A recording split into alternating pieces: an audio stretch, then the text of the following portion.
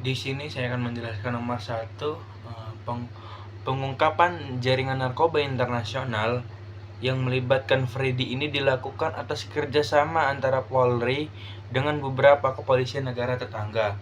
Di antaranya ada negara Thailand, Malaysia, serta dukungan dari Drug Enforcement Administration atau biasa disebut DEA atau Badan Anti Narkotika Amerika Serikat.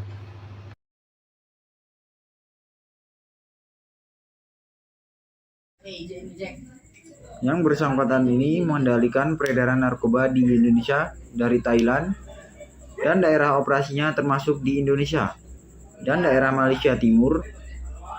Katanya dalam menjalankan bisnisnya ini, jaringan ini diatur dan dikendalikan dengan sangat rapi, terstruktur dan sangat mudah berevolusi. Otaknya tak lain adalah Ferdy Sambo.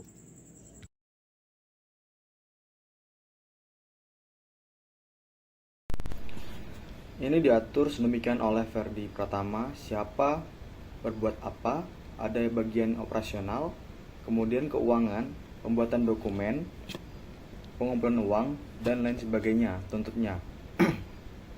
Dalam melakukan transaksi keuangan, jaringan Freddy menggunakan ratusan rekening yang dikendalikan oleh orang kepercayaannya dengan membuat KTP dan rekening palsu. Dari hasil analisis Pusat Pelaporan dan Analisis Keuangan (PPATK), teridentifikasi rekening yang digunakan sebanyak 406 rekening dan telah dilakukan pemblokiran dengan saldo sebesar 28,7 miliar rupiah.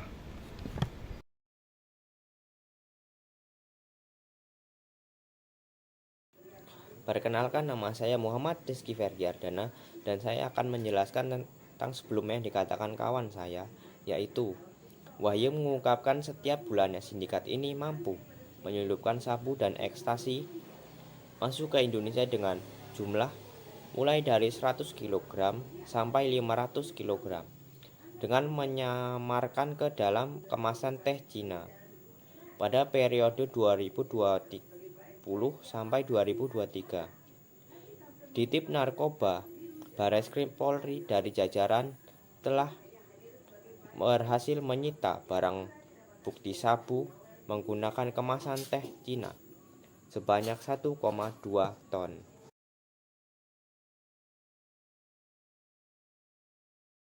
Assalamualaikum warahmatullahi wabarakatuh. Perkenalkan, nama saya Muhammad Akmal Zaini. Di sini saya akan melanjutkan materi video ini.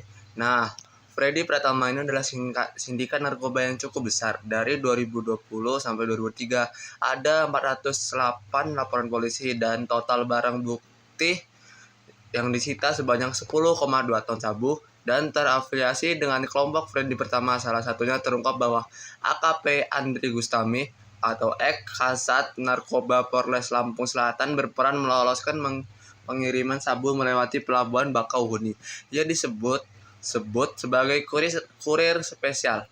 Dalam peran tersebut, AKP Andri mengetahui selalu berkomunikasi langsung dengan Muhammad Rivaldo Miliandri Silaudea alias Kif, operator jaringan narkoba sekaligus tangan kanan Freddy Pratama. Sekian, terima kasih.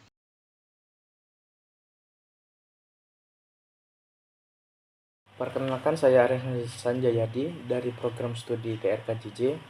Di sini saya akan melanjutkan membaca berita dari teman saya. Sabu tersebut diterima Kif di Lampung untuk kemudian diedarkan di berbagai daerah. Modusnya sangat beragam. Rata-rata ditaruh di dalam AC portable dan serta mesin cuci. Kif sendiri memegang wilayah Sumatera dan Jawa. Sementara wilayah Kalimantan dan Sulawesi dipegang oleh operator inisial WI. Pengiriman untuk ke Pulau Jawa, Kif dibantu oleh AKP Andri yang meloloskan barang-barang haram tersebut sehingga bisa melewati pelabuhan Bakauheni.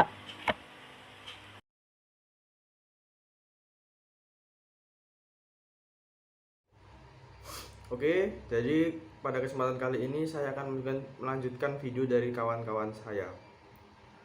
Sabu tersebut diterima KIF di Lampung untuk kemudian disebar ke berbagai daerah. Modusnya beragam, rata-rata ditaruh dalam barang elektronik seperti AC portable atau mesin cuci. KIF sendiri memegang wilayah Sumatera dan Jawa, sementara wilayah Kalimantan dan Sulawesi dipegang oleh operator dengan inisial WJ. Untuk pengiriman ke Pulau Jawa, KIF dibantu oleh AKP Andri yang meloloskan barang-barang haram tersebut melalui pelabuhan Bakauheni.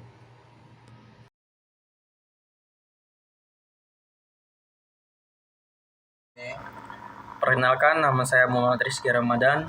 Di sini saya akan melanjutkan penjelasan. Menurut keterangan KIF, setiap bulan itu masukkan barang atau sabu 100 hingga 500 kg. Ujar Erlin dikonfirmasi lebih lanjut oleh Titik Sumbaksel. Atas persekongkolannya dalam jaringan narkoba, itu AKP Andri akan segera disidang oleh etik, bahkan dia juga terancam dipecat atau dipemberhentian tidak dengan terhormat atau disingkat dengan PTDH.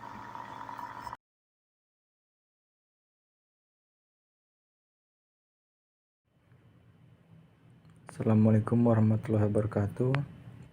Saya Revan Elvando, NPM 23735043, akan melanjutkan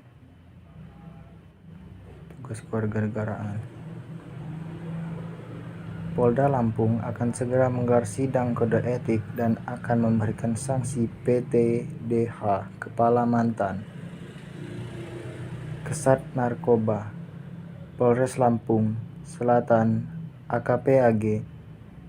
Selain sanksi pidana, tegas Kapolda Lampung Irjen Helmi Santika.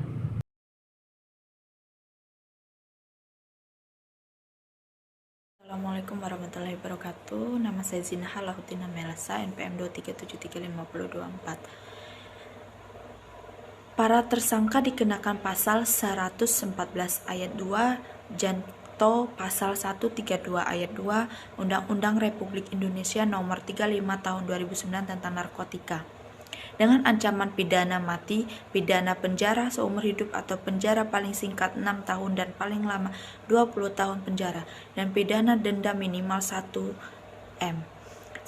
miliar rupiah dan maksimal 10 miliar rupiah ditambah sepertiga.